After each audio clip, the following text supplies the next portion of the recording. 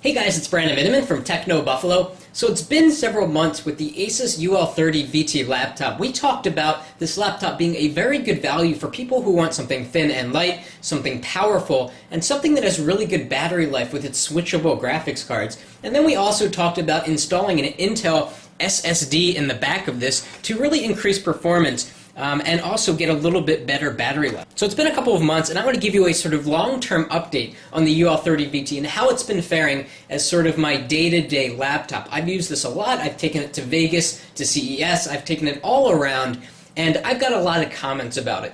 Let's start with the hardware itself and how the hardware is holding up. Now, I didn't clean the laptop before filming the video on purpose. I wanted you to see what it looked like after some use. You know, some laptops are better than others with staying clean, like the MacBooks stay clean very well thanks to the aluminum design. The UL30VT from Asus, not so much. As you can see, the lid here, which is actually a nice brushed metal look, becomes very fingerprint covered. You can take a little bit of Windex and just wipe this down and get it clean again, but you have to do that quite often in order to get it to stay clean. In terms of the hardware itself, the thickness of the laptop and the weight, it is fantastic, and a lot of people that pick up this laptop say, wow, this really feels quite thin and light. I love the wedge-shaped design here. It's very thin in the front, which means that it slips right into a bag or a laptop case without much fumbling. Let's open up the laptop here and take a look at some of the hardware features, and I want to point out some things that have been bothering me. When I first went to buy this device, I checked out reviews for many devices like this and also for this particular unit, and people said, you know, the Asus laptops are a great value, but the build quality is not that great. I have to say that I kind of agree for a few reasons. First of all, the armrests here, or the palm rests, now make a creaking sound. Listen. It may be difficult to hear, but after a few minutes of typing and resting palms on here, they start to creak. Additionally, the keyboard seems to give a little bit in the center. It almost is like a saggy mattress, where right in the center you can kind of feel the keys go down a little bit further than they should. These things aren't bothering me too much because the speed of the laptop, the battery life is all really fantastic, and I'm having a lot of fun using it. Another problem with this laptop is that the glossy screen really gets annoying. Some people can tolerate glossy screens better than others, but for me it's just too much, and it's difficult to see if I'm sitting in the reflection or near a window or something like that. I love the keyboard. I love the clicky chiclet style keyboard. It's got a very MacBook-like feel, and you can see it just turned on there. And we're going to talk a little bit about performance and battery life in a second, but want to finish some other comments on the hardware. I formatted this laptop right out of the box because it had a lot of bloatware on it that I really didn't want. It was running Windows 7 Home Premium 64-bit edition.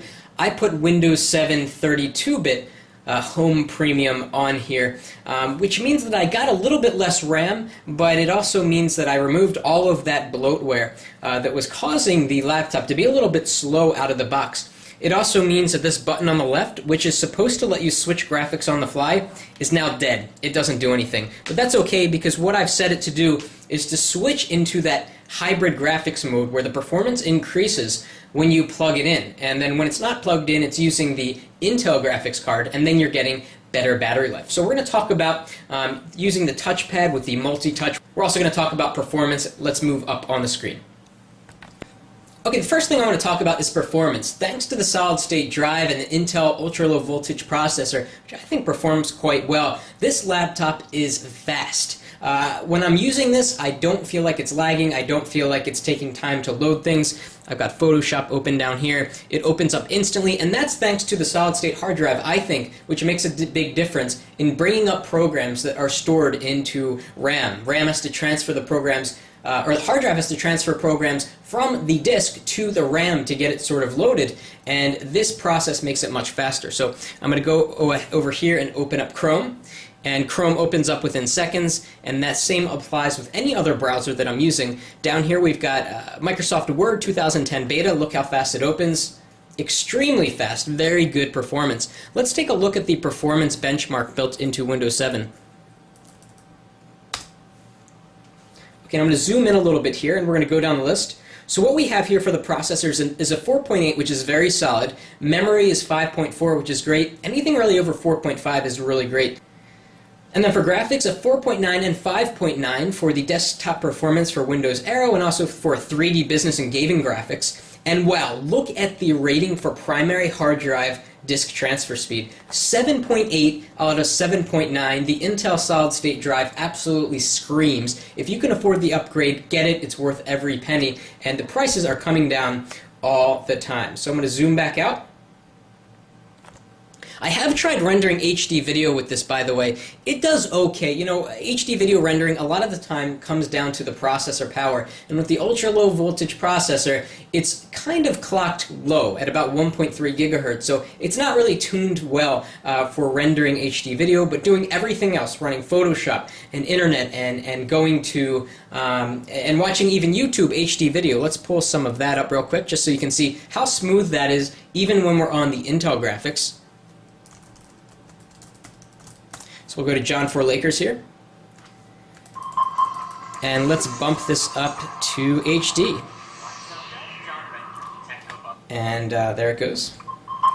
And it loaded up pretty fast. And let's see how smooth it is. We'll go full screen. Let's watch for a minute. Generally, I keep personal information out of this channel. I save it for inside John's mind. So perfect playback of YouTube HD, perfect playback of Hulu or any other video streaming content. It works really well. Now while we're on the internet again, I want to talk about the multi-touch trackpad. It's a Synaptics trackpad, so you can get the program that allows you to do the multi-touch gestures. So what I can do here, I'm going to try to do this, it may be difficult to show, but I'm going to swipe 2 fingers downward to get it to scroll down like you would do on the MacBook. So here I have 2 fingers and I'm inching down. Works very well. I use the multi-touch all the time. It's very convenient to use.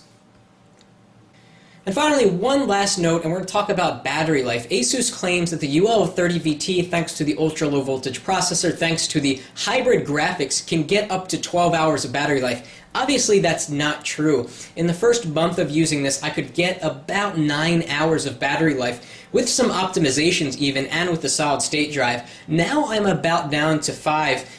Battery technology still hasn't evolved to where the battery life doesn't decrease over time, so I'm at about 5 hours now, which is still quite remarkable for any sort of laptop, and I'm really enjoying being able to run the Asus UL30VT without having to charge it so often. And Zune software, which is particularly resource intensive, works very well. So I'm going to bring up real quick some of the fancy graphics here, and it works very well. So guys, that was an update on the Asus UL30VT. I highly recommend this laptop. It's come down a lot in price since I filmed the first video about this. It's now $749. Tack on an Intel SSD onto that, you're about talking $950 or $1,000, or you can keep it in its standard configuration. Asus has new models of this coming out this year, so you may want to watch out for that, but of course they're going to start at higher price points. This model, the UL30VT, may be a good bargain come 2 or 3 months from now, right before the new models hit.